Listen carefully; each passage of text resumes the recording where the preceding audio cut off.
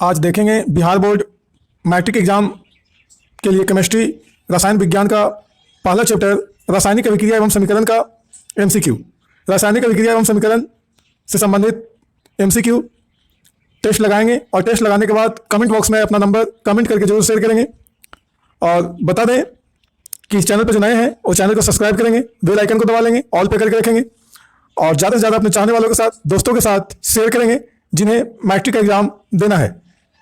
और लाइक तो बनता ही है, लाइक जरूर करेंगे। लाइक करेंगे तो आपका इस चैनल पर अटेंडेंस बन जाएगा, अटेंडेंस आपका लाइक ही होगा। चलिए शुरू करते हैं। रासायनिक अभिक्रिया एवं समीकरण से संबंधित पहला प्रश्न कौन सा है, आपके स्क्रीन पर दिख रहा होगा। पहला प्रश्न है, निम्न में से कौन अवकारक है? ध्यान से ऑप्शन को पढ़ें। सही जवाब होगा ऑप्शन डी, H2S, ये आपका अवकारक है। नेक्स्ट प्रश्न नंबर 2 देखेंगे। प्रश्न नंबर 2, श्वसन किस प्रकार की रासायनिक अभिक्रिया है? सही जवाब होगा ऑप्शन ए। ऑप्शन ए आपका सही जवाब है, उपचयन। उपचयन अभिक्रिया है श्वसन, और उपचयन अभिक्रिया को बता दें ऑक्सीकरण, ऑक्सीकरण अभिक्रिया भी कहा जाता है और साथ ही साथ इसे ऑक्सीडेशन भी कहा जाता है। ऑक्सीडेशन, ऑक्सीडेशन रिएक्शन, ऑक्सीडेशन अभिक्रिया भी कहा जाता है। उपचयन कर सकते हैं, ऑक्सीकरण भी कर सकते हैं और ऑक्सीडेशन भी कर सकते हैं। चलिए नेक्स्ट प्रश्न नंबर 3 देखते हैं। निम्नलिखित में से कौन ऑक्सीकारक है? इसके पहले एक नंबर प्रश्न आया था कौन अवकारक है, लेकिन अभी पूछ रहा है कौन ऑक्सीकारक है। सही जवाब होगा ऑप्शन डी, O2, ये आपका ऑक्सीकारक है, ऑक्सीजन देता है।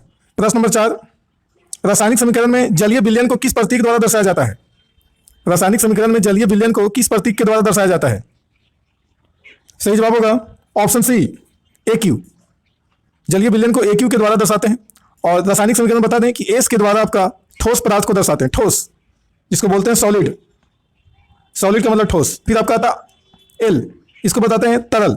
रासायनिक समीकरण में तरल को एल से दिखाते हैं। एल का मतलब लिक्विड होता है, लिक्विड, और लिक्विड का पहला लेटर आपका एल है, इसलिए आपका एल से तरल को दिखाते हैं रासायनिक समीकरण में।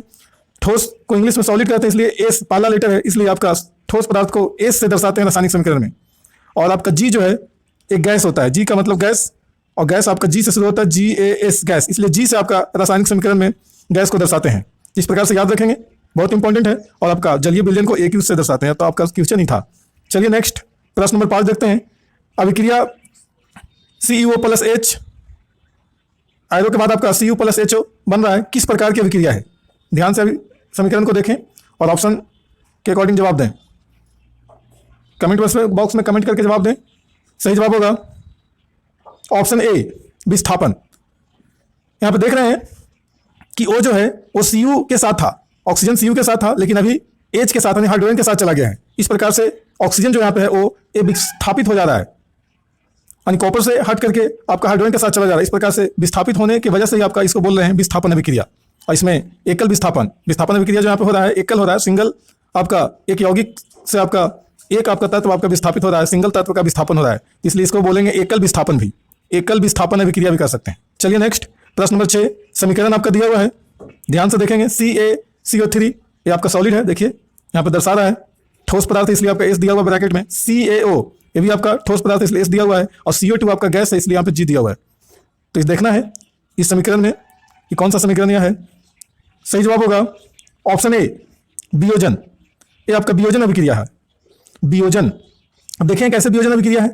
वियोजन अभिक्रिया कैसे है, क्योंकि देख रहे हैं कि आपका CaCO3 से आपका टूट करके दो अलग पदार्थ बन रहे हैं, CaO बन रहा है और CO2 बन रहा है। तो एक ही यौगिक से बिखर करके दो यौगिक बन रहे हैं, और बिखर जाना ही वियोजन कहलाता है। वियोजन, बिखर जाने की क्रिया को क्या कहते हैं? वियोजन। तो वियोजन अभिक्रिया है क्योंकि बिखर जा रहा है, एक यौगिक से दो यौगिकों में बिखर जा रहा है, इसलिए आपका वियोजन अभिक्रिया। वियोजन अभिक्रिया को अपघटन अभिक्रिया भी कहते हैं, अपघटन, क्योंकि अपघटित हो रहा है यानी कि वियोजित हो जा रहा है, एक से आपका टूट जा रहा है, टूट करके दो बन जा रहा है। इस प्रकार से अपघटन अभिक्रिया भी बोलेंगे इसे, और वियोजन अभिक्रिया भी बोलेंगे। अगर संश्लेषण अभिक्रिया होता या संयोजन अभिक्रिया, तो उसमें वियोजित नहीं होता, उसमें आपका ऐड होता। संयोजन का मतलब होता है ऐड होना, यानी जोड़ना, अलग अलग होगा और एक में आपका मिल जाएगा, तो संयोजन होगा। संयोजन को संश्लेषण भी बोलते हैं।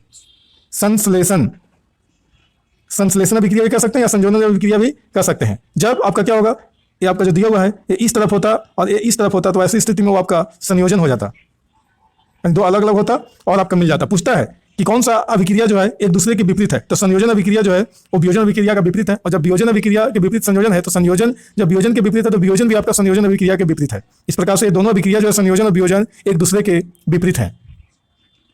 चलिए नेक्स्ट देखते हैं प्रश्न नंबर 7। ध्यान से देखेंगे। Cl2 प्लस 2Ki, एरो के बाद आपका 2KCl प्लस I2 है। L है यहाँ पे, I है, ये आपका I है, ये आपका L है, ये I है, ये भी आपका I है। ध्यान देंगे, सही जवाब होगा ऑप्शन सी, विस्थापन अभिक्रिया है। देख रहे हैं कि कोई भी पदार्थ जो होता है जब किसी पदार्थ से अलग हो जाता है यानी हट करके दूसरे के साथ चला जाता है तो उसको बोलते हैं विस्थापन अभिक्रिया। तो यहाँ पे देख रहे हैं कि Cl जो है वो K के साथ चला जा रहा है, Cl आपका K के साथ चला जा रहा है, यानी बन रहा है क्या 2KCl प्लस I2, और आपका Ki के साथ जो आपका जो I है वो आपका I अलग हो जा रहा है। तो यहाँ पे देख रहे हैं कि I का 2 आपका परमाणु है, तो आपका 2 यहाँ पे दिख रहा है I2, तो आपका क्या हो रहा है कि अलग हो जा रहा है। तो इस प्रकार से विस्थापन अभिक्रिया है, Cl के साथ में आपका जो है K चला जा रहा है, तो इस प्रकार से कह सकते हैं कि K विस्थापित हो जा रहा है, और किसके साथ चला जा रहा है, Cl के साथ में, और I जो है वो अलग हो जा रहा है। नेक्स्ट प्रश्न नंबर 8 देखेंगे। समीकरण आपका दिया हुआ है रासायनिक समीकरण, इसमें बताना किस प्रकार की अभिक्रिया है। Fe2O3 प्लस 2Al अभिक्रिया के फलस्वरूप बन रहा है Al2O3 प्लस 2Fe। सही जवाब होगा ऑप्शन डी, विस्थापन अभिक्रिया। इसमें भी आपका विस्थापन अभिक्रिया है, O3 जो है वो आपका विस्थापित होकर के Al के साथ में चला जा रहा है, एल्युमिनियम के साथ में, इस प्रकार से विस्थापन अभिक्रिया हो रहा है। नेक्स्ट प्रश्न नंबर 9, निम्नलिखित में से कौन सा उत्पाद लेड नाइट्रेट को गर्म करने पर प्राप्त होता है। सही जवाब होगा ऑप्शन डी, NO2 और O2 यहाँ पे है, NO2 और O2 ये दोनों जो आपका है उत्पाद लेड नाइट्रेट को गर्म करने से प्राप्त होता है। नेक्स्ट प्रश्न नंबर 10, ये भी आपका दिया हुआ है एक रासायनिक अभिक्रिया, बताना है कौन सा रासायनिक अभिक्रिया है। ध्यान से ऑप्शन को देखेंगे, वीडियो को पॉज करके भी देख सकते हैं और सही जवाब बता सकते हैं कमेंट बॉक्स में। सही जवाब होगा ऑप्शन बी, विस्थापन अभिक्रिया। इसमें भी आपका विस्थापन अभिक्रिया है। देख रहे हैं आपका कि Zn के साथ में आपका SO4 चला जा रहा है, SO4 जो है वो Zn के साथ में चला जा रहा है यहाँ पे, और Cu जो है अलग हो जा रहा है, तो यहाँ पर भी आपका क्या हो रहा है, विस्थापन अभिक्रिया हो रहा है, इसको एकल विस्थापन अभिक्रिया भी कहेंगे। नेक्स्ट प्रश्न नंबर 11, LPG का विस्तार रूप है, LPG का विस्तार रूप। सही जवाब होगा option A, liquefied petroleum gas. Liquefied petroleum gas आपका LPG का विस्तार रूप है, यानी फुल फॉर्म है। और पूछ सकता है आपसे प्रश्न एग्जाम में, LNG का फुल फॉर्म, LNG का फुल फॉर्म पूछेगा तो आप बताएंगे। आपको ऑप्शन में दिया हुआ है लिक्विफाइड नेचुरल गैस, ये आपका LNG का फुल फॉर्म है। लिक्विफाइड, L से लिक्विफाइड, N से नेचुरल और G से गैस, लिक्विफाइड नेचुरल गैस। हो सकता है आपसे पूछे LNG ना पूछ करके, LPG ना पूछ करके CNG पूछ दे, CNG, तो आप बताएंगे कंप्रेस्ड नेचुरल गैस,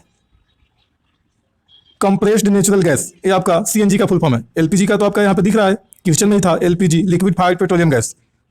LNG पूछेगा तो लिक्विफाइड नेचुरल गैस। चलिए नेक्स्ट प्रश्न नंबर 12 देखते हैं। साग सब्जियों का विघटित होकर कंपोस्ट बनना किस प्रकार की अभिक्रिया है। सही जवाब होगा ऑप्शन बी, ऊष्माक्षेपी। साग सब्जियों को अगर विघटित कर देते हैं, कटना फटना जो होता है साग सब्जियों को, उसको सूक्ष्म जीवों की उपस्थिति में विघटित किया जाता हो तो कंपोस्ट का निर्माण होता है, और जब कंपोस्ट का निर्माण होता है तो विघटित होने के दरमियान जो है ना ऊष्मा भी निकलता है, ऊष्मा निकलता है, इसीलिए आपका ऊष्माक्षेपी अभिक्रिया इसको कहते हैं। ऊष्माक्षेपी वैसे अभिक्रिया होता है जिस अभिक्रिया में, जिस रिएक्शन में आपका ऊष्मा निकलता हो, और अगर ऊष्मा का शोषण होता हो, ऊष्मा अगर ग्रहण करता होगा तो ऊष्माक्षेपी नहीं होगा, ऊष्मा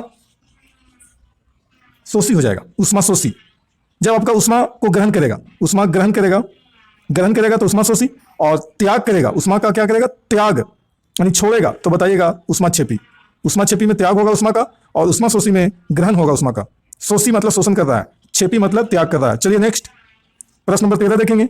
समीकरण दिया हुआ है, किस प्रकार की अभिक्रिया है। 2Cu प्लस O2, एरो के बाद आपका उत्पाद है आपका बन रहा है प्रोडक्ट, 2CuO। बताना है कौन सा अभिक्रिया है। सही जवाब होगा ऑप्शन बी, ऑक्सीकरण अभिक्रिया है। ऑक्सीकरण अभिक्रिया जो होता है इसमें ऑक्सीजन यानी O2 ग्रहण होता है। अगर O2 का ग्रहण होता है और हाइड्रोजन का त्याग होता है, हाइड्रोजन का त्याग होता है, तो इस अभिक्रिया को हम लोग ऑक्सीकरण अभिक्रिया कहेंगे। और ऑक्सीकरण अभिक्रिया को उपचयन अभिक्रिया भी कहते हैं। उपचयन अभिक्रिया, उपचयन अभिक्रिया कहें या फिर आपका ऑक्सीकरण अभिक्रिया कहें या ऑक्सीडेशन कहें। ऑक्सीडेशन ये सब एक ही अभिक्रिया है। इसमें ऑक्सीजन का ग्रहण होता है और हाइड्रोजन का त्याग होता है। तो यहाँ पे देख रहे होंगे कि ऑक्सीजन का जो है यहाँ पे वो ग्रहण कर रहा है, यानी Cu जो है वो ऑक्सीजन को ग्रहण कर ले रहा है। यहाँ पे देख रहे हैं Cu ऑक्सीजन को ग्रहण कर ले रहा है, यानी ऑक्सीजन ये अलग था लेकिन यहाँ पे क्या कर रहा है, अपने साथ कर ले रहा है। तो इस प्रकार से ऑक्सीकरण अभिक्रिया है। इसका जस्ट उल्टा होता है अवकरण। अवकरण अभिक्रिया, अवकरण अभिक्रिया में क्या होता है कि हाइड्रोजन का ग्रहण होता है, हाइड्रोजन ग्रहण करता है और ऑक्सीजन जो है वो त्याग करता है। ठीक उल्टा होता है ऑक्सीकरण अभिक्रिया का, ठीक उल्टा अवकरण अभिक्रिया होता है। अवकरण अभिक्रिया को अपचयन अभिक्रिया भी कहते हैं। अवकरण अभिक्रिया को अपचयन अभिक्रिया भी कहते हैं। अपचयन कहें या अवकरण अभिक्रिया कहें या रिडक्शन भी कह सकते हैं। रिडक्शन अभिक्रिया, रिडक्शन कहें या अपचयन कहें या अपकरण कहें। याद नहीं होता है तो ऐसे सेटिंग से याद कर सकते हैं। इसमें भी आ है, इसमें भी आ है। तो इस प्रकार से अवकरण अपचयन। ऑक्सीकरण जब था तो उसमें आ नहीं था, उ आया था, उपचयन। चलिए नेक्स्ट देखते हैं प्रश्न नंबर 14। द्वितीय विस्थापन अभिक्रिया का उदाहरण है। ध्यान से ऑप्शन को देखेंगे। द्वितीय विस्थापन अभिक्रिया, सही जवाब होगा option C, CuSO4 plus H2S। Product आपका बन रहा है CuS प्लस H2SO4। यहाँ पे देख रहे हैं ये आपका द्वितीय विस्थापन अभिक्रिया है। आप कैसे द्वितीय विस्थापन अभिक्रिया है? द्वितीय विस्थापन अभिक्रिया किसे कहते हैं? तो वैसे रासायनिक अभिक्रिया को द्वितीय विस्थापन अभिक्रिया कहते हैं जिसमें दो यौगिक के जो आपका तत्व होते हैं वो आपस में एक दूसरे से फेर बदल कर लेते हैं, यानी अदला बदली कर लेते हैं। तत्वों का अदला बदली करके आपका उत्पाद का निर्माण करते हैं। तो वैसे अभिक्रिया को द्वितीय विस्थापन अभिक्रिया या इसको उभय विस्थापन अभिक्रिया भी कहते हैं। उभय विस्थापन अभिक्रिया या द्वितीय विस्थापन अभिक्रिया। तो यहाँ पे देख रहे हैं कि CuSO4 जो है इसमें से Cu जो है वो आपका H2S से S को ले ले रहा है। Cu जो है यानी कॉपर वो H2S से S को ले रहा है और आपका SO4 जो है वो आपका SO4 वो H2 के साथ चला जा रहा है, H2SO4 हो जा रहा है। इस प्रकार से डबल यहाँ पे विस्थापित हो रहा है। यहाँ SO4 भी विस्थापित हो जा रहा है और आपका H2 भी विस्थापित हो जा रहा है, यानी S भी विस्थापित हो जा रहा है और आपका SO4 भी विस्थापित हो जा रहा है। इसलिए द्वितीय विस्थापन अभिक्रिया कहलाएगा या उभय विस्थापन अभिक्रिया कहलाएगा। नेक्स्ट प्रश्न नंबर 15 देखेंगे। नीचे दी गई अभिक्रिया में कौन सा कथन असत्य है? थोड़ा सा लॉन्ग क्वेश्चन है, ध्यान से देखेंगे। नीचे दी गई अभिक्रिया में कौन सा कथन असत्य है? 2PbO plus C। प्रोडक्ट आपका बन रहा है 2Pb प्लस CO2। सही जवाब होगा, वीडियो को पॉज करके देख सकते हैं। सही जवाब होगा ऑप्शन ए, यानी 1 और 2 दोनों सही है। 1 भी सही है, सीसा अपचयित हो रहा है, और 2 भी सही है, कार्बन डाइऑक्साइड उपचयित हो रहा है। तो सीसा आपका Pb जो है ये सीसा अपचयित हो रहा है और CO2 जो आपका है ये आपका उपचयित हो रहा है। नेक्स्ट प्रश्न नंबर 16 देखेंगे। निम्नलिखित में कौन सा पदार्थ ऑक्सीजन से संयोग नहीं करता है? ऑक्सीजन से संयोग नहीं करने वाला पदार्थ, सही जवाब होगा ऑप्शन बी, गोल्ड, जिसको बोलते हैं सोना भी। सोना कहें या गोल्ड कहें, इसका संकेत होता है AU। नेक्स्ट प्रश्न नंबर 17। अभिक्रिया दिया हुआ है, इसमें बताना है किसका उपचयन हो रहा है, किसका अपचयन हो रहा है। अपचयन किसका हो रहा है? अपचयन। सही जवाब होगा ऑप्शन बी, H2। H2 का आपका अपचयन हो रहा है। नेक्स्ट प्रश्न नंबर 18। उपचयन वह प्रक्रिया है जिसमें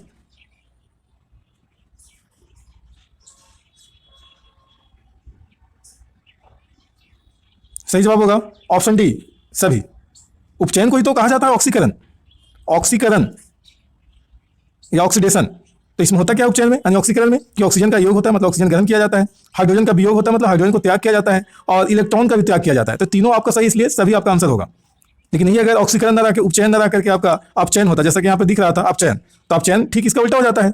अपचयन को ही आपका अवकरण कहते हैं, अपचयन को अवकरण अभिक्रिया कहते हैं। तो यहाँ पे अवकरण तो हो रहा है H2 का अवकरण हो रहा है, क्योंकि अवकरण अभिक्रिया में क्या होता है, हाइड्रोजन का योग होता है, हाइड्रोजन का योग होता है। इसमें ऑक्सीजन का योग हो रहा था, उपचयन में ऑक्सीजन का योग हो रहा था, लेकिन अपचयन में आपका हाइड्रोजन का योग होगा और ऑक्सीजन का वियोग होगा। ऑक्सीजन का क्या होगा? वियोग होगा। O2 का वियोग होगा, माने त्याग किया जाएगा अपचयन में। तो यहाँ पे दिख रहा है आपका कि हाइड्रोजन क्या हो रहा है, हाइड्रोजन का योग हो जा रहा है, क्योंकि H2 के साथ में कौन चल जा रहा है, O चल जा रहा है, या फिर कह सकते हैं O के साथ में ऑक्सीजन के साथ में H2 चला जा रहा है, मतलब योग हो जा रहा है, जुट जा रहा है ऑक्सीजन के साथ में H2 जाकर के हाइड्रोजन। इस प्रकार से क्या हो रहा है, अपचयन हो रहा है। नेक्स्ट प्रश्न नंबर 19 देखेंगे, किसी अभिक्रिया में भाग लेने वाले पदार्थ कहलाते हैं, किसी अभिक्रिया में भाग लेने वाले पदार्थ कहलाते हैं। सही जवाब होगा ऑप्शन सी, अभिकारक। अगर किसी अभिक्रिया में भाग लेने वाले जो पदार्थ होंगे तो सारे पदार्थ को अभिकारक कहेंगे। जो अभिक्रिया में भाग लेगा, मतलब रिएक्शन में भाग लेगा, केमिकल रिएक्शन में या रासायनिक अभिक्रिया में भाग लेने वाला अभिकारक कहलाता है। और रासायनिक अभिक्रिया के फलस्वरूप बनने वाला जो नया उत्पाद होता है, नया उत्पाद, नया प्रोडक्ट, जिसका अभिक्रिया में भाग लेने वाले जो अभिकारक होते हैं उसके गुण से भिन्न होता है, तो वो आपका नया पदार्थ प्रतिफल कहलाता है। नेक्स्ट प्रश्न नंबर 20, कली चूना और जल के बीच होने वाली रासायनिक अभिक्रिया के संबंध में निम्नलिखित में से कौन सा कथन असत्य है। ध्यान से ऑप्शन को देखें, कौन सा कथन असत्य है। वीडियो को पॉज करके देख सकते हैं। अगर वीडियो स्पीड लग रहा है तो स्लो भी कर सकते हैं, या वीडियो आपका स्लो लग रहा है तो उसका स्पीड बढ़ा भी सकते हैं। आप दाहिना कॉर्नर पे 3 बिंदु का निशान पे जा सकते हैं, और 3 बिंदु के निशान पे जाकर के आप जब क्लिक करेंगे तो आपका दिखेगा वहां पे वीडियो स्पीड, या हिंदी में होगा आपका मोबाइल तो आपका वीडियो का रफ्तार, वीडियो चलाने का रफ्तार लिखेगा। वहां पे क्लिक करेंगे, आप वीडियो को सामान्य से यानी नॉर्मल से कम भी कर सकते हैं, नॉर्मल से आपका अधिक भी कर सकते हैं। 1.5 गुना, 1.25 गुना, 1.25 गुना, 2 गुना स्पीड बढ़ा सकते हैं, कम भी कर सकते हैं नॉर्मल से। नेक्स्ट इसका सही जवाब होगा ऑप्शन ए, इस अभिक्रिया के फलस्वरूप कैल्शियम कार्बोनेट बनता है। एक कथन आपका असत्य है। कली चूना और जल के बीच जब रासायनिक अभिक्रिया होता है तो आपका कैल्शियम कार्बोनेट नहीं बनता है, एक गलत आपका है। बाकी आपका सब सही है। इस अभिक्रिया में पर्याप्त ऊष्मा उत्सर्जित होता है, मतलब ऊष्मा इससे निकलता है। कली चूना में जब जल डालते हैं तो आप देखते हो खोलने लगता है और ऊष्मा निकलता है, हीट निकलता है। और आपका भी सही है, यह अभिक्रिया ऊष्मा क्षेपी है क्योंकि ऊष्मा त्याग कर रहा है। इस अभिक्रिया में कैल्शियम हाइड्रोक्साइड बनता है। क्या बनता है, कैल्शियम हाइड्रोक्साइड, क्योंकि जल डाल दिया जा रहा है ना कली चूना के साथ में, इसलिए कैल्शियम हाइड्रोक्साइड बनेगा। कह देता है कैल्शियम कार्बोनेट बनेगा। कैल्शियम कार्बोनेट कैसे बनेगा। नेक्स्ट प्रश्न नंबर 21, निम्नलिखित में कौन अपघटन अभिक्रिया है। इसके पहले बता के गए हैं अपघटन अभिक्रिया किसको कहा जाता है, वियोजन अभिक्रिया को अपघटन कहा जाता है। तो अपघटन बताना है क्या है। सही जवाब होगा ऑप्शन ए, ये आपका अपघटन अभिक्रिया है, क्योंकि देख रहे हैं यहाँ पे अपघटित हो रहा है, वियोजित हो जा रहा है। कौन वियोजित हो जा रहा है, तो O3 जो यहाँ पे है वो वियोजित हो जा रहा है, यानी अलग हट जा रहा है। हालांकि O के आपका टोटल 6 है, 3 दूना 6 अणु है। नेक्स्ट प्रश्न नंबर 22 देखेंगे, निम्नलिखित में से कौन विस्थापन अभिक्रिया है। एग्जाम में रासायनिक समीकरण से प्रश्न पूछा जाता है, 2-3 सवाल आपसे पूछा जाएगा, ध्यान से टेस्ट को लगाएं। सही जवाब होगा ऑप्शन बी, ये विस्थापन अभिक्रिया है, क्योंकि यहां पे देख रहे हैं Cu जो है वो विस्थापित हो जा रहा है, मतलब अलग चला जा रहा है। या कह सकते हैं Fe विस्थापित होकर के SO4 के साथ चला जा रहा है, लेकिन रियल में आपका यहाँ पे जो है वो Cu विस्थापित हो जा रहा है। ये आपका यौगिक जो है CuSO4, इससे आपका अलग होकर के Cu मतलब कॉपर जिसको तांबा कहते हैं वो अलग हट जा रहा है, वियोजित हो जा रहा है, इसलिए विस्थापित हो जा रहा है कहेंगे, विस्थापन अभिक्रिया बोलेंगे। इसको एकल विस्थापन अभिक्रिया भी कहेंगे। नेक्स्ट प्रश्न नंबर 23, निम्नलिखित में से कौन उभय विस्थापन अभिक्रिया है। सही जवाब होगा ऑप्शन बी, ये आपका उभय विस्थापन अभिक्रिया है, जिसको द्वि विस्थापन अभिक्रिया भी कहेंगे। इसके पहले हम बता चुके हैं, ध्यान से वीडियो को देखें। नेक्स्ट प्रश्न नंबर 24, निम्नलिखित में से कौन अपघटन अभिक्रिया नहीं है। सही जवाब होगा ऑप्शन डी, ये आपका अपघटन अभिक्रिया नहीं है, बाकी सभी आपका अपघटन अभिक्रिया है। ए बी सी तीनों ऑप्शन। शरीर में भोजन का पचना भी अपघटन अभिक्रिया है, क्योंकि ग्लूकोज से आपका टूट करके एनर्जी का निर्माण होता है। नेक्स्ट और साथ में जल भी बनता है। प्रश्न नंबर 25, निम्नलिखित में से कौन सा कथन असत्य है। ध्यान से देखेंगे। सही जवाब होगा, वीडियो को पॉज करके रोक करके देख सकते हैं। सही जवाब होगा ऑप्शन डी, अपकारक पदार्थ का ऑक्सीकरण होता है। अपकारक पदार्थ का ऑक्सीकरण होता है, ये आपका असत्य है, यानी सही नहीं है, और बाकी सभी आपका सही है। किसी पदार्थ में ऑक्सीजन का योग ऑक्सीकरण कहलाता है। कोई पदार्थ में ऑक्सीजन अगर योग हो जाता है, मतलब मिल जाता है, उसके साथ ऑक्सीकरण कहलाएगा। किसी पदार्थ में हाइड्रोजन का योग अपकरण कहलाता है, बात सही है। हाइड्रोजन अगर मिल जाता है किसी पदार्थ में आकर के तो अपकरण कहलाएगा। इसके पहले हम बता गए हैं अपकरण को क्या कहते हैं, ऑक्सीकरण को क्या कहते हैं। ऑक्सीकारक पदार्थ ऑक्सीकृत हो जाते हैं, ऑक्सीकारक जो पदार्थ होते हैं ऑक्सीकृत हो जाते हैं, भी आपका सही है। ऑक्सीकारक किसको कहा जाता है, वैसे पदार्थ को कहा जाता है जो ऑक्सीजन को लाता है, ऑक्सीजन को लाने वाला को आपका ऑक्सीकारक कहते हैं। नेक्स्ट प्रश्न नंबर 26 देखेंगे, ये आपका अभिक्रिया दिया हुआ है, कौन सा कथन सही है। सही जवाब होगा ऑप्शन डी, जेडेनओ का अपकरण होता है, ये आपका सही है। नेक्स्ट प्रश्न नंबर 27, निम्नलिखित में से कौन दहन अभिक्रिया है? सही जवाब होगा ऑप्शन सी, पेट्रोल का जलना, ये आपका दहन अभिक्रिया है। पेट्रोल का जलना दहन अभिक्रिया है। उबलता हुआ जल यहाँ पे होगा, उबलता हुआ जल, ये दहन अभिक्रिया नहीं। मोम का पिघलना ये दहन नहीं है। तो पेट्रोल का जलना आपका दहन अभिक्रिया है। जब कोई भी चीज़ जलता है और ज्वाला उत्पन्न होता है, उससे उष्मा के साथ साथ प्रकाश उत्पन्न होता है, तो उसको बोलते हैं दहन होना। आग फेंकता है तो। नेक्स्ट प्रश्न नंबर 28, प्रकाश रासायनिक अभिक्रिया में होता है। प्रकाश रासायनिक अभिक्रिया में क्या होता है? सही जवाब होगा ऑप्शन ए, प्रकाश का अवशोषण। प्रकाश रासायनिक अभिक्रिया के द्वारा ही आपका पेड़ पौधे अपना भोजन बनाते हैं, जिसको प्रकाश संश्लेषण अभिक्रिया कहते हैं, जिसमें प्रकाश का अवशोषण होता है। नेक्स्ट प्रश्न नंबर 29, अभिक्रिया दिया हुआ है, बताना है अकॉर्डिंग टू ऑप्शन। सही जवाब होगा ऑप्शन सी, पीबीओ, लेड ऑक्साइड का अपकरण हो रहा है यहाँ पे। नेक्स्ट प्रश्न नंबर 30 देखेंगे, रिडॉक्स अभिक्रिया में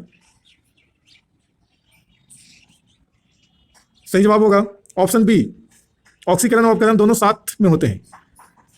ऑक्सीकरण और अपकरण अभिक्रिया दोनों साथ में होता है, और ऑक्सीकरण अपकरण अभिक्रिया को आपका रिडॉक्स अभिक्रिया कहा जाता है। रिडॉक्स रासायनिक अभिक्रिया को आपका ऑक्सीकरण और अपकरण अभिक्रिया कहा जाता है, या कह सकते हैं ऑक्सीकरण और अपकरण को रिडॉक्स अभिक्रिया।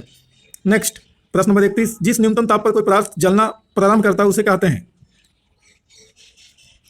सही जवाब होगा ऑप्शन ए, ज्वलन ताप।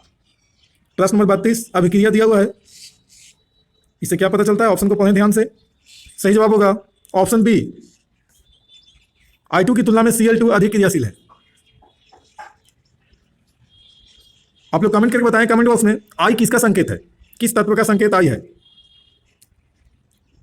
प्रश्न नंबर 33, द्रवित सोडियम क्लोराइड का वैद्युत अपघटन करने पर, द्रवित सोडियम क्लोराइड द्रवित रहेगा, NaCl साधारण नमक, इसको वैद्युत अपघटन करेंगे तो क्या होगा? ऑप्शन दिया हुआ है। सही जवाब होगा option D, chlorine gas anode पर मुक्त होगा। यानी क्लोरीन गैस जो है NaCl में आपका क्लोरीन भी है ना, NaCl, तो जो क्लोरीन है वो एनोड पर जाकर के, एनोड जिसको प्लस सिंबल होता है, यानी एनोड आपका धनात्मक होता है, इसी धनात्मक छड़ पे जाकर के क्लोरीन क्या होगा? मुक्त होगा। नेक्स्ट प्रश्न नंबर 34 देखेंगे, खाना बनाने में प्रयुक्त द्रवीभूत पेट्रोलियम गैस का प्रमुख अवयव क्या है? द्रवीभूत पेट्रोलियम गैस, जिसको इंग्लिश में बोलते हैं LPG, लिक्विफाइड पेट्रोलियम गैस, ये हिंदी नाम है द्रवीभूत पेट्रोलियम गैस। सही जवाब क्या होगा? सही जवाब होगा ऑप्शन सी, ब्यूटेन।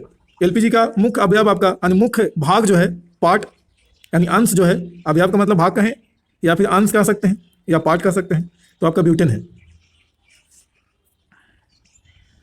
हालांकि ब्यूटेन के अलावा प्रोपेन भी होता है, लेकिन मुख्य आपका ब्यूटेन है। नेक्स्ट, और एथेन भी होता है।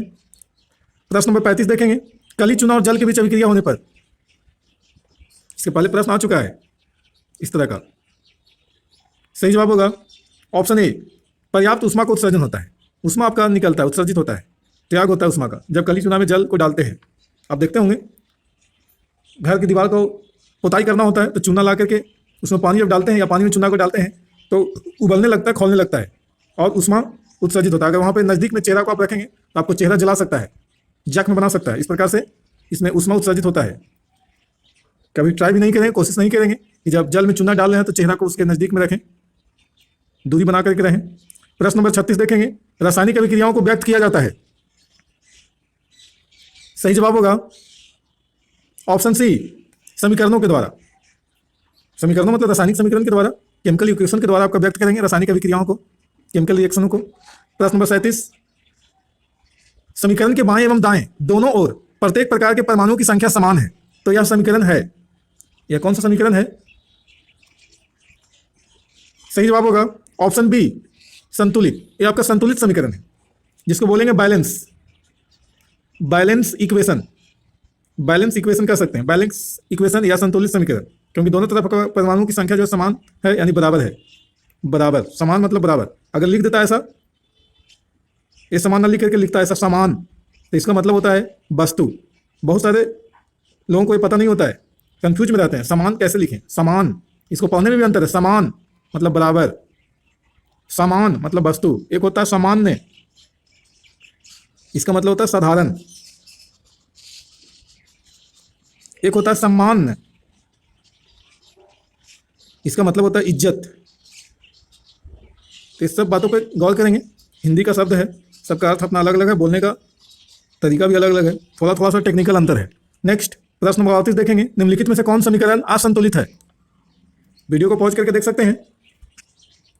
सही जवाब होगा ऑप्शन बी, ये आपका असंतुलित रासायनिक समीकरण है। क्योंकि देख रहे हैं आपका कि पीबी जो है वो आपका इसका एक परमाणु है, इधर भी आपका एक परमाणु है। ओ का यहाँ पे देख रहे हैं ओ पीबीओ है, तो ओ यहाँ पे देख रहे हैं एक परमाणु इधर है, यहाँ पे भी है, यहाँ पे दो परमाणु है ओ का, यहाँ पे भी दो परमाणु है, तो दो दो चार एक पांच परमाणु टोटल हो जा रहा है ओ का यानी ऑक्सीजन का। यहाँ पे देख रहे हैं कि है ना 3 ही गो है। इस प्रकार से आपका असंतुलित है, बाकी सब आपका संतुलित है। एच आपका 2 है ना, सीएल आपका 2 है, इधर भी देख रहे हैं कि एच 2 है, सीएल 2 है ना। बगल में आपका बाईं तरफ 2 अंक जो है ये आपका एच के साथ भी है, सीएल के साथ भी है। इस प्रकार से और भी चेक कर सकते हैं, सी वाला ऑप्शन, डी वाला ऑप्शन सब आपका संतुलित है, लेकिन सिर्फ आपका बी वाला ऑप्शन असंतुलित है। नेक्स्ट प्रश्न नंबर 39, अगर किन्हीं को डिस्कस पसंद ना हो तो वीडियो को आगे आप बढ़ा सकते हैं, स्किप करके आगे बढ़ सकते हैं। प्रश्न नंबर 39, निम्नलिखित में कौन समीकरण संतुलित है?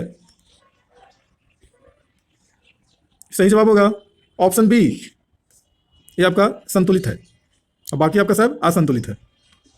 चेक कर सकते हैं आप। प्रश्न नंबर 40 देखेंगे, कैल्शियम कार्बोनेट को गर्म करने पर कैल्शियम ऑक्साइड एवं कार्बन डाइऑक्साइड बनता है, यह किस प्रकार की रासायनिक अभिक्रिया है? सही जवाब होगा ऑप्शन डी, अपघटन।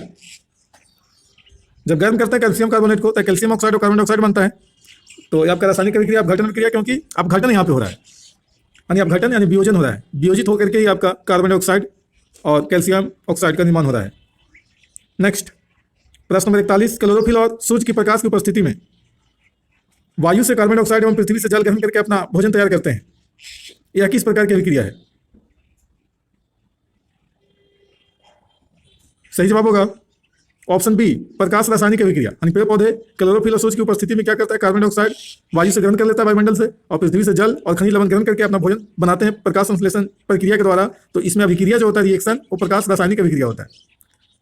प्रश्न नंबर 42, और बता दें कि सीरीज में शामिल जो प्रश्न है वो सारे प्रश्न आपका काफी इंपॉर्टेंट है, टॉपिक वाइज चैप्टर वाइज आपका प्रश्न को तैयार किया गया है और काफी इंपॉर्टेंट प्रश्नों को छांट करके तैयार किया गया है, जो एग्जाम में पूछने का काफी ज्यादा संभावना है, यानी मोस्ट एक्सपेक्टेड क्वेश्चन को शामिल किया गया है इस एमसीक्यू सीरीज में। इसलिए ध्यान से वीडियो को देखें, टेस्ट लगाएं, आप जितना बना पाते हैं ठीक है कमेंट करके बताएंगे, लेकिन जो आपको नहीं जानकारी है, नहीं पता है, नहीं बना पाते हैं, जिस प्रश्न का आंसर नहीं दे पाते हैं, वैसे प्रश्नों को ध्यान से देखें और जो आप जानते हैं उसमें थोड़ा सा गौर करें। चलिए देखते हैं 42 नंबर, सिल्वर नाइट्रेट के जलीय विलयन में सोडियम क्लोराइड का जलीय विलयन डालने पर अविलेय सिल्वर क्लोराइड विलयन से पृथक हो जाता है, इस अभिक्रिया को क्या कहते हैं? सही जवाब होगा ऑप्शन सी, अपक्षेपण। अविलेय सिल्वर क्लोराइड विलयन से पृथक हो जाता है जब सिल्वर नाइट्रेट के जलीय विलयन में सोडियम क्लोराइड का जलीय विलयन डालते हैं। तो आप देख रहे हैं यहाँ पे सिल्वर क्लोराइड का जलीय विलयन जो है ना, वो आपको उस बर्तन के तली में जब जम जाता है, अपक्षेपित हो जाता है, और ठोस पदार्थ के रूप में आपका है अविलेय सिल्वर क्लोराइड। तो तली में जब जम जाता है तो उसको अपक्षेप बोलते हैं। तो अपक्षेप जब बोलते हैं यानी सिल्वर क्लोराइड यहाँ पे क्या है, अपक्षेप है। अपक्षेप जो आपका बर्तन के तली में जम जा रहा है, तो देख रहे हैं कि जब अपक्षेप आपका है तली में जमने वाला है, तो अभिक्रिया क्या होगा, अपक्षेपण होगा। नेक्स्ट प्रश्न नंबर 43 देखेंगे, सोडियम हाइड्रोक्साइड और हाइड्रोक्लोरिक अम्ल के बीच अभिक्रिया होने पर सोडियम क्लोराइड एवं जल बनते हैं, यह अभिक्रिया क्या कहलाता है? सही जवाब होगा ऑप्शन बी, उदासीनीकरण। सोडियम हाइड्रोक्साइड और हाइड्रोक्लोरिक अम्ल, जिसको शॉर्ट में बोलते हैं HCl, हाइड्रोक्लोरिक अम्ल और सोडियम हाइड्रोक्साइड, ये दोनों के बीच जब अभिक्रिया होता है तो सोडियम क्लोराइड बनता है, यानी NaCl बनता है, और साथ में जल जिसको बोलते हैं H2O, ये दोनों बनता है। तो यह अभिक्रिया कौन सा है, उदासीनीकरण अभिक्रिया है। नेक्स्ट प्रश्न नंबर 44, निम्नांकित में रेडॉक्स अभिक्रिया कौन सी है? सही जवाब होगा option C, H2 + Cl2, product आपका बन रहा है एरो के बाद 2HCl, तो यहाँ पे ये आपका रेडॉक्स अभिक्रिया है, क्योंकि देख रहे हैं यहाँ पे। और रेडॉक्स अभिक्रिया कहते हैं क्या, पहले बता गए कि ऑक्सीकरण और अपकरण अभिक्रिया को ही, आप चयन उपचयन अभिक्रिया को रेडॉक्स अभिक्रिया कहा जाता है। तो उसमें होता क्या है ऑक्सीकरण और अपकरण में, कि ऑक्सीकरण जब होता है तो बताएं कि ऑक्सीजन का ग्रहण होता है और हाइड्रोजन का त्याग होता है, अपकरण होता है तो हाइड्रोजन का ग्रहण होता है, ऑक्सीजन का त्याग होता है। यहाँ पे देख रहे हैं है ना कि Cl2 अलग था, H2 अलग था, ये दोनों आपस में मिल गया। यहाँ पे देख रहे हैं कि हाइड्रोजन आपका क्या ग्रहण कर ले रहा है, Cl2 जो है ना क्लोरीन, वो आपका हाइड्रोजन को ग्रहण कर ले रहा है। तो हाइड्रोजन ग्रहण कर रहा है, इसका मतलब क्या है हाइड्रोजन ग्रहण कर रहा है तो अपकरण अभिक्रिया है, अपकरण, और अपकरण अभिक्रिया है तो अपकरण अभिक्रिया को तो रेडॉक्स अभिक्रिया कहा जाता है। नेक्स्ट प्रश्न नंबर 45 देखेंगे, निम्नलिखित में ऊष्माक्षेपीय अभिक्रिया कौन सी है? सही जवाब होगा ऑप्शन बी, ये आपका ऊष्माक्षेपीय अभिक्रिया है, क्योंकि इसमें ऊष्मा का त्याग हो रहा है। देख रहे हैं 94-95 किलो कैलोरी ऊष्मा आपका निकल रहा है। नेक्स्ट प्रश्न नंबर 46, शरीर में भोजन का पचना किस प्रकार की अभिक्रिया है? सही जवाब होगा ऑप्शन बी, ऑक्सीकरण। इसको उपचयन भी कर सकते हैं, उपचयन या ऑक्सीडेशन। तो शरीर में भोजन जो पचता है ऑक्सीकरण अभिक्रिया है।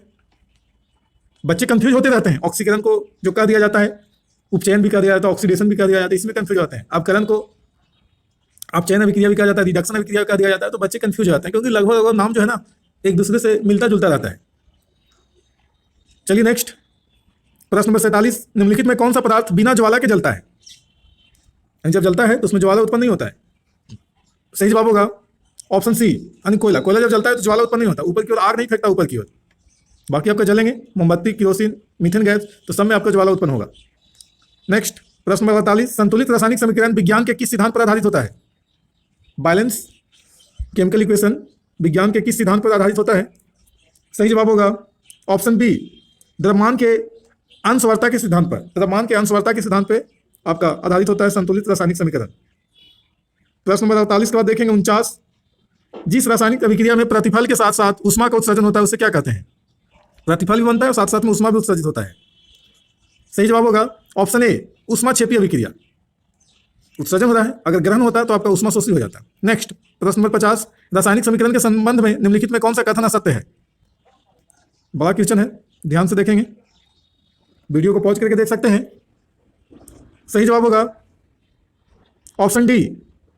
ऑप्शन डी जो है ये आपका असत्य है, बाकी आपका सभी सत्य है। रासायनिक अभिक्रिया के अभिकारकों के परमाणुओं एवं अणुओं की अपेक्षिक संख्या की जानकारी देता है। रासायनिक अभिक्रिया जो है, रासायनिक अभिक्रिया वो अभिकारकों के परमाणुओं और अणुओं की अपेक्षिक संख्या की जानकारी देता है, रासायनिक समीकरण या अभिक्रिया। और गैसीय अभिकारकों प्रतिफलों के अपेक्षिक आयतन की भी जानकारी देता है, ये भी सही है। और रासायनिक समीकरण या अभिक्रिया जो है वो अभिकारकों और प्रतिफलों के द्रव्यमानों का भी अनुपात बताता है। तो तीनों आपका सही है, लेकिन ये आपका गलत है, वेग की जानकारी नहीं देता है, वेलोसिटी से इसका क्या मतलब है, फिजिक्स का भाषा यहाँ पे आ रहा है। नेक्स्ट प्रश्न नंबर 51 देखेंगे, बेरियम क्लोराइड के विलयन की जब सल्फ्यूरिक अम्ल से अभिक्रिया कराई जाती है तो उस अभिक्रिया को क्या कहते हैं? बेरियम क्लोराइड के विलयन को जब सल्फ्यूरिक अम्ल से अभिक्रिया कराई जाती है तो उस अभिक्रिया को क्या कहते हैं? सही जवाब होगा ऑप्शन सी, अवक्षेपण। यहाँ पे सल्फ्यूरिक है, अवक्षेपण होगा अभिक्रिया। नेक्स्ट प्रश्न नंबर 52, अभिक्रिया आपका दिया हुआ है, बताना है कौन सा अभिक्रिया का उदाहरण है। सही जवाब होगा ऑप्शन बी, विस्थापन। यहाँ विस्थापन अभिक्रिया हो रहा है। देख रहे हैं यहाँ पे NH3 4NH3 जो है और 5O2 है, तो देख रहे हैं कि प्रोडक्ट का जो निर्माण हो रहा है इसमें 4NO और 6H2O। तो देख रहे हैं यहाँ पर कि H3 जो है, हालांकि 4H3 है, तो 4H3 कहाँ चला जा रहा है? O के साथ, ऑक्सीजन के साथ चला जा रहा है यहाँ पे, यानी विस्थापित हो जा रहा है। और N जो है वो भी आपका देख रहे हैं कि O के साथ चला जा रहा है। या फिर कह सकते हैं O2 जो है 5O2, यानी ऑक्सीजन के जो 10 अणु हैं उसमें से कुछ अणु जो है वो आपका N के साथ चला जा रहा है और कुछ अणु आपका जो है H के साथ चला जा रहा है। इस प्रकार से आपका विस्थापित हो रहा है। नेक्स्ट प्रश्न नंबर 53 देखेंगे, निम्नलिखित में कौन सा ऊष्माक्षेपीय अभिक्रिया का उदाहरण है? ऊष्माक्षेपीय अभिक्रिया का उदाहरण। सही जवाब होगा ऑप्शन बी, अम्ल को जल द्वारा तनु करना। ये आपका ऊष्माक्षेपीय अभिक्रिया का उदाहरण है। अम्ल को जल के द्वारा तनु करेंगे तो आपका तनु अम्ल बन जाएगा, जिसमें जल का मात्रा अधिक हो जाएगा और अम्ल की मात्रा कम रहेगी। अम्ल की मात्रा कम हो जाएगा और जल अधिक हो जाएगा, तो अम्ल क्या हो जाएगा? तनु अम्ल। इसमें ऊष्मा का त्याग होगा, इसलिए आपका ऊष्माक्षेपी अभिक्रिया कहलाएगा। नेक्स्ट प्रश्न नंबर 54 देखेंगे, किसी ताज़ा तेल को बहुत दिनों तक सुरक्षित रखने के लिए निम्नलिखित में से किस गैस का उपयोग किया जा सकता है? सही जवाब होगा ऑप्शन बी, नाइट्रोजन। कोई भी ताज़ा तेल है उसको बहुत दिन तक सुरक्षित रखना है तो उसमें नाइट्रोजन का उपयोग करें। नाइट्रोजन गैस का उपयोग करके पैकेट में बंद कर दें, डब्बा में बंद कर दें, तो आपको जल्दी खराब नहीं होगा। नेक्स्ट प्रश्न नंबर 55 देखेंगे, अभिक्रिया दिया हुआ है, इसमें ऊष्मा भी आपका बन रहा है। सही जवाब होगा ऑप्शन ए, संयोजन ऊष्माक्षेपी, क्योंकि ऊष्मा आपका निकल रहा है, देख रहे हैं एरो के बाद आपका प्रोडक्ट जो बन रहा है उसमें प्लस में ऊष्मा बन रहा है, इसलिए ऊष्माक्षेपी है, क्योंकि ऊष्मा का त्याग हो रहा है रिएक्शन के फलस्वरूप। नेक्स्ट, और संयोजन भी हो रहा है यहाँ पे। प्रश्न नंबर 56, जब मैग्नीशियम फीता को जलाया जाता है तो उत्पन्न आग की लौ होती है, मतलब किस रंग का होता है या कैसा होता है, बता सकते हैं? सही जवाब होगा ऑप्शन सी, चमकीला उजला। चमकीला उजला होता है जब मैग्नीशियम फीता को जलाया जाता है, तो जो आग का लौ निकलता है वो चमकीला उजला होता है। प्रश्न नंबर 57 देखेंगे, सिल्वर नाइट्रेट के विलयन में तांबे की एक तार लटकाने पर तांबे की तार पर चमकीले सिल्वर की परत बैठ जाती है, इस अभिक्रिया से क्या पता चलता है? सही जवाब होगा ऑप्शन बी, तांबा सिल्वर से अधिक क्रियाशील है। इसे पता चलता है जब सिल्वर नाइट्रेट के विलयन में तांबा का एक तार को जब लटकाते हैं तो तांबे के तार पर चमकीले सिल्वर का परत जब बैठ जाता है तो इससे पता चलता है कि तांबा सिल्वर से अधिक क्रियाशील है, तांबा जो है वो आपका सिल्वर से अधिक क्रियाशील है। बात सही है। नेक्स्ट, हाइड्रोक्लोरिक अम्ल जिसको बोलेंगे HCl में सोडियम हाइड्रोक्साइड का विलयन डालने पर निम्नलिखित में से कौन सा कथन सही है? हाइड्रोक्लोरिक अम्ल में सोडियम हाइड्रोक्साइड का विलयन जब डालते हैं तो क्या होता है, ऑप्शन के अकॉर्डिंग बताना है। सही जवाब होगा ऑप्शन सी, सोडियम क्लोराइड और जल बनता है। प्रश्न नंबर 59, समीकरण आपका दिया हुआ है, बताना है कौन सा अभिक्रिया परिलक्षित हो रही है, मतलब कौन सा अभिक्रिया इसमें हो रहा है, बताना है। सही जवाब होगा ऑप्शन डी, विस्थापन अभिक्रिया हो रहा है। नेक्स्ट, प्रश्न नंबर 60, लोहे के बुरादों पर हाइड्रोक्लोरिक अम्ल डालने पर निम्नलिखित में से क्या होता है? लोहा का बुरादा, उस पर हाइड्रोक्लोरिक अम्ल डालेंगे यानी HCl, जो आपके आमाशय में भी होता है, जठर रस में आपका HCl होता है। पेट के जठर रस जो होते हैं, जठर ग्रंथि से निकलने वाला जठर रस, उसमें आपका आमाशय रस यानी जठर रस में HCl होता है। तो लोहा का बुरादा पे डालना है HCl, तो क्या होगा? सही जवाब होगा ऑप्शन ए, हाइड्रोजन गैस और फेरस क्लोराइड बनेगा। प्रश्न नंबर 61, एक परख नली में थोड़ा बेरियम हाइड्रोक्साइड लेकर थोड़ा अमोनियम क्लोराइड डाला गया, मिश्रण को कांच की छड़ से चलाया गया, इस अभिक्रिया के लिए निम्नलिखित में से कौन सा कथन सही है? ध्यान से देखेंगे, थोड़ा क्वेश्चन लंबा है। सही जवाब होगा ऑप्शन बी, परख नली को आसपास करने पर ठंडक महसूस होती है। प्रश्न नंबर 62, भाखड़ा चूना के जलीय विलयन से दीवारों पर पुताई करने पर दीवार की चमक बढ़ जाती है, निम्नलिखित में से किस पदार्थ के बनने के कारण ऐसा होता है? सही जवाब होगा ऑप्शन बी, CaCO2। CaCO2 के बनने के कारण ऐसा होता है, जब भाखड़ा चूना के जलीय विलयन से दीवारों पर पुताई करते हैं तो दीवार चमकीला हो जाता है, चमक बढ़ जाता है, तो CaCO2 बनने के कारण ऐसा होता है। कमेंट करके बताएं CaCO2 जो है वो किस यौगिक का सूत्र है।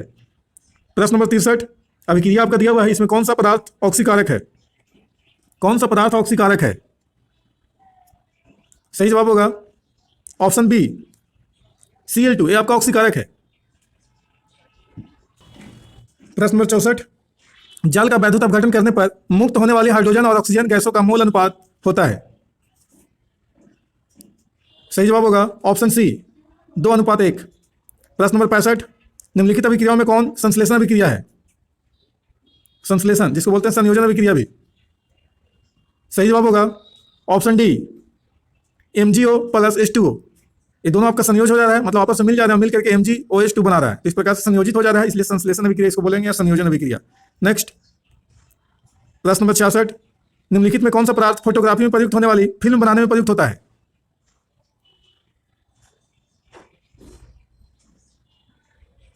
सही जवाब होगा option B, AgBr, silver bromide जो है, सिल्वर ब्रोमाइड, इसका प्रयोग फोटोग्राफी में प्रयुक्त होता है, और प्रयुक्त होने वाला जो फिल्म बनाने के लिए खास करके सिल्वर ब्रोमाइड का उपयोग किया जाता है। फोटोग्राफी में सिल्वर ब्रोमाइड का उपयोग फिल्म बनाने के लिए होता है। प्रश्न नंबर 67, कौन सा समीकरण इसमें संतुलित नहीं है?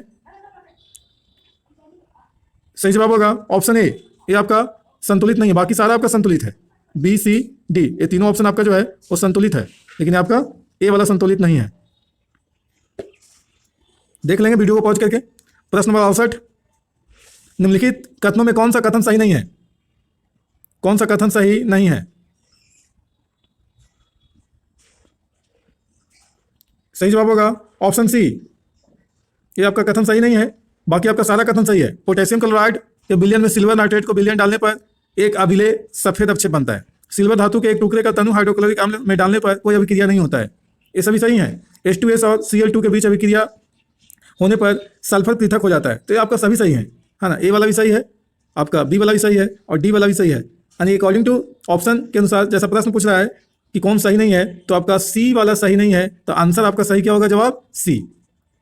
यानी कथन ये सारे आपका सही है, लेकिन सही कथन कौन नहीं है? तो सी वाला कथन सही नहीं है। जल का वैद्युत अपघटन करने पर H+ और OH- आयन बनता है, ये आपका गलत है। प्रश्न नंबर 69 देखेंगे। जब किसी अभिक्रिया के समय किसी पदार्थ में ऑक्सीजन की वृद्धि होती है तो निम्नलिखित में क्या कहा जाता है? कोई अभिक्रिया हो रहा है और उसमें ऑक्सीजन वृद्धि हो रहा है तो क्या कहलाएगा? सही जवाब होगा ऑप्शन ए, उपचयन कहलाएगा। उपचयन, जिसको ऑक्सीकरण भी कहते हैं। ऑक्सीजन जब ग्रहण होगा तो वृद्धि तो होगा ही। उपचयन अभिक्रिया, ऑक्सीकरण अभिक्रिया में ऑक्सीजन ग्रहण किया जाता है तो उसका तो वृद्धि होगा ही। प्रश्न नंबर 70, रासायनिक अभिक्रिया के दौरान किसी पदार्थ में ऑक्सीजन का ह्रास क्या कहलाता है? ऑक्सीजन का अगर ह्रास होता है तो क्या कहलाएगा? सही जवाब होगा ऑप्शन बी, अपचयन कहलाएगा।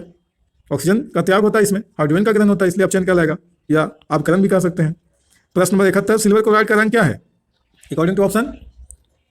सही जवाब होगा ऑप्शन सी, हरा। सिल्वर क्लोराइड का रंग हरा है। प्रश्न नंबर 72, नाइट्रोजन डाइऑक्साइड के धुएं का रंग कैसा होता है? नाइट्रोजन डाइऑक्साइड का धुआं का रंग, सही जवाब होगा ऑप्शन ए, भूरा होता है। प्रश्न नंबर 73, फेरस सल्फेट क्रिस्टल का रंग कैसा होता है? सही जवाब होगा ऑप्शन बी, हरा होता है। और बता दें कि आगे भी इसी तरह के अच्छे कंटेंट के साथ, बेहतरीन कंटेंट के साथ वीडियो उपलब्ध कराते रहेंगे। केमिस्ट्री के बाद अन्य सब्जेक्ट का, फिजिक्स का, बायोलॉजी का, इतिहास यानी हिस्ट्री का, ज्योग्राफी का, यानी अन्य सभी विषयों का आपका वीडियो MCQ टेस्ट उपलब्ध कराएंगे। तो इसलिए आपको बता देते हैं कि चैनल को सब्सक्राइब कर लें, बेल आइकन को दबा कर रखें, ताकि जब भी वीडियो डालें तो आपके मोबाइल पर नोटिफिकेशन सबसे पहले पहुंच सके। इसलिए सब्सक्राइब कर लें, और लाइक तो बनता ही है, लाइक करेंगे, और दोस्तों को शेयर तो कर भी करेंगे, तो अपने दोस्तों को शेयर भी कर लेंगे। चलिए देखते हैं प्रश्न नंबर 74, नम वायु की उपस्थिति में लोहे की बनी नई वस्तुओं पर कुछ समय बाद जंग लग जाता है, जिससे काफी क्षति होती है। इस क्रिया को क्या कहते हैं? सही जवाब होगा ऑप्शन बी, संक्षारण कहते हैं। अगर लोहे पर जंग लगता है तो क्रिया ही आपका संक्षारण कहलाता है। और बता दें कि संक्षारण होने के लिए या जंग लगने के लिए क्या होना चाहिए? तो ऑक्सीजन भी होना चाहिए और जल भी होना चाहिए। जब जल ऑक्सीजन दोनों होगा तभी आपका जंग लगेगा, और नहीं तो नहीं लगेगा। प्रश्न नंबर 75, अमृत जल से होकर विद्युत धारा प्रवाहित करने पर कैथोड पर H2 गैस एवं एनोड पर O2 गैस मुक्त होती है। यह किस प्रकार की अभिक्रिया है? सही जवाब होगा ऑप्शन डी, विद्युत अपघटन। क्योंकि विद्युत धारा प्रवाहित हो रहा है, विद्युत धारा डाल रहे हैं, है ना, तो आपका विद्युत अपघटन अभिक्रिया तो होगा ही होगा। और कैथोड पर H2 आपका जा रहा है, एनोड पर आपका O2 मुक्त हो रहा है। नेक्स्ट प्रश्न नंबर 76, निम्नलिखित में कौन सा पदार्थ प्रकाश के प्रभाव से अपघटित हो सक जाता है? प्रकाश के प्रभाव से अपघटित हो जाता है कौन सा पदार्थ? सही जवाब होगा ऑप्शन डी, AgBr, यानी सिल्वर ब्रोमाइड जो है ना, प्रकाश के प्रभाव से अपघटित हो जाता है। प्रश्न नंबर 77 देखेंगे, वसायुक्त अथवा तैलीय खाद्य सामग्री को जब लंबे समय तक रख दिया जाता है तो वह विकृत गंधी हो जाता है। इसका कारण क्या है? वो भी आपका वसायुक्त, फैट, तेल, घी के युक्त आपका जो पदार्थ है, या तैलीय खाद्य पदार्थ, खाने पीने वाला तेल से बनाया हुआ सामग्री अगर लंबे समय तक रख देते हैं तो विकृत गंधी हो जाता है। इसका कारण क्या है बताना है। सही जवाब होगा ऑप्शन ए, उपचयित हो जाता है। उपचयित होने की वजह से आपका विकृत गंधी हो जाता है, खराब हो जाता है, बदबू मारने लगता है। अगर फ्रिज में रखेंगे तो कुछ समय के लिए टिकेगा, और नहीं तो ऐसे विकृत गंधी हो जाता है, यानी स्वाद भी खराब हो जाता है, यानी कि बदबू मारने लगता है, यानी खाने लायक नहीं रहता है। तो कारण इसका है कि उपचयित हो जाता है। उपचयित हो जाना मतलब उपचयन अभिक्रिया, ऑक्सीकरण अभिक्रिया उसमें हो जाते हैं। ऑक्सीजन उससे संयोग कर लेता है। ऑक्सीजन किसी भी चीज़ को क्या करता है? खराब करता है। अगर वही आपका तैलीय पदार्थ को पैकेट में बंद कर दें नाइट्रोजन भर करके, तो आपका खराब नहीं होगा, कुछ समय टिकेगा ऐसे ही रखने की तुलना में। प्रश्न नंबर 78 देखेंगे, वसायुक्त खाद्य सामग्री को विकृत गंधी, या गंधी होगा, विकृत गंधी होने से बचाने के लिए उसमें मिलाए जाने वाले पदार्थ को क्या कहते हैं? सही जवाब होगा ऑप्शन बी, प्रति उपचायक कहते हैं। प्रश्न नंबर 79, लाल तप्त लोहा पर जल वाष्प प्रवाहित करने पर निम्नांकित में कौन सा यौगिक बनता है? सही जवाब होगा ऑप्शन सी, Fe3O4 बनता है जब लाल तप्त लोहा पर जल वाष्प प्रवाहित करते हैं, यानी छोड़ते हैं। प्रश्न नंबर 80, सिल्वर आयोडाइड का रंग कैसा होता है? सिल्वर आयोडाइड, सही जवाब होगा ऑप्शन ए, पीला। सिल्वर आयोडाइड का रंग पीला होता है। प्रश्न नंबर 81, प्राकृतिक गैस CH4 का दहन है। CH4 का दहन, सही जवाब होगा ऑप्शन ए, ऑक्सीकरण। CH4 अगर दहन हो रहा है, जल रहा है, तो इसका मतलब ऑक्सीकरण हो रहा है, क्योंकि ऑक्सीजन के संयोग से हो रहा है। ऑक्सीजन जब तक उसमें नहीं जाएगा तब तक दहन होगा ही नहीं। प्रश्न नंबर 82, आलू चिप्स की थैली में कौन सी गैस भरी जाती है? ये जितना भी आपका पैकेट बंद आता है, लेज, कुरकुरे बच्चों के खाने वाला जो आइटम है, ओएस वगैरह, उस सब में आपका एक गैस भरा रहता है खराब होने से बचाने के लिए, यानी ऑक्सीकरण होने से बचाने के लिए। सही जवाब होगा ऑप्शन बी, नाइट्रोजन। नाइट्रोजन भरा जाता है। और बता दें कि जो कोल्ड ड्रिंक होता है, कोल्ड ड्रिंक, उसमें CO2 भरा जाता है, CO2। Pepsi, Thums Up, Coca Cola सब जो है उसमें कोल्ड ड्रिंक भरा होता है। कोल्ड ड्रिंक में आपका CO2 भरा होता है, CO2।